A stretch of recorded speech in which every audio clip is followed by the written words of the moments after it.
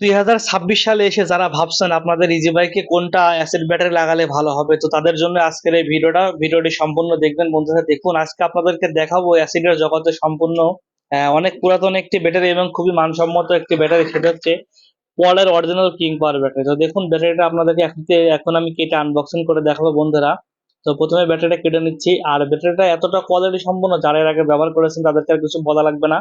আর যারা এখন দ্বিধাদ্বন্দ্বের ভিতরে আছেন যে আপনাদের গাড়িতে কোন ব্যাটারিটা তুলবেন, কোন ব্যাটারিটা তুললে ভালো হবে, তারা কিন্তু নিঃসন্দেহে চোখ কান বুঝে এই ব্যাটারিটা তুলে নিতে পারেন। কারণ এই ব্যাটারিটার মাইলেজ আপনারা নিজেরা না চালালে বুঝতে পারবেন না। আর ব্যাটারিটা এতটা লং লাস্টিং, এই ব্যাটারিগুলো 1.5 থেকে 2 বছর অনায়াসে আপনার গাড়ি চালাতে পারেন, যদি একটু নিয়ম কানুন গুলো ফলো করেন। যেমন আছে চার্জের সময় চার্জটা পরিপূর্ণ দেওয়া, গ্রাভিটিটা ঠিক আছে কিনা এগুলো যাচাই বাছাই করা।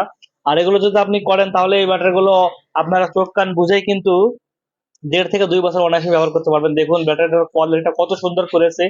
আর এটি কিন্তু আপনারা অবশ্যই অরিজিনালটা কিনবেন। অরিজিনালটা কিন্তু আপনারা আমাদের কাছ থেকে পেয়ে যাবেন, আপনারা আমাদের কাছে যদি আপনারা নিতে চান তাহলে অবশ্যই যোগাযোগ করবেন আমাদের সঙ্গে। আমরা আপনাদেরকে দিতে পারবো, বা আপনারা কিন্তু যে কোনো ডিলার পয়েন্ট থেকে অরিজিনাল পলের কিং পাওয়ার ব্যাটারি বললেই দিয়ে দিবে। এই যে দেখুন, সম্বন্ধটা আপনারা দেখে রাখুন বন্ধুরা। এর কিন্তু 2 নম্বরের ব্যাটারিটাও আছে। তো আপনারা কিন্তু অবশ্যই কেনার আগে একটু যাচাই বাছাই করে তারপরে কিনবেন।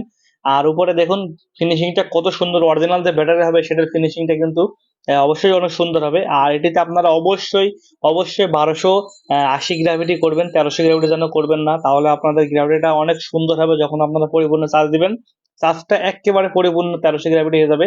আর এটি যখন আপনারা মিক্সার করবেন অবশ্যই কিন্তু ব্যাটারির যে পানি আছে, হামকো পানি বলেন বা ভলভো পানি দিয়ে বলেন, এই পানিগুলো মিক্সার করবেন, যেন কলের পানি কখনোই মিক্সার করবেন না। আর ব্যাটারিতে সবসময় আপনারা কিনা পানিগুলো ব্যবহার করবেন, কেউ পুকুরের পানি বা অন্য কোনো পানি ব্যবহার করবেন না। দেখুন আমি কিন্তু পানিটা মিক্সার করে একেবারে 1280 করে নিয়েছি।